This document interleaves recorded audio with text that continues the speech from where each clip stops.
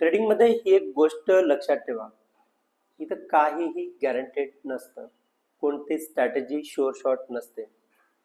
C breakout fail होतात, confirmation उशिरा मिळतंय, त्याने बऱ्याचदा मूव मिस होतो, पुलबॅक हा रिव्हर्सलमध्ये कन्वर्ट होतो.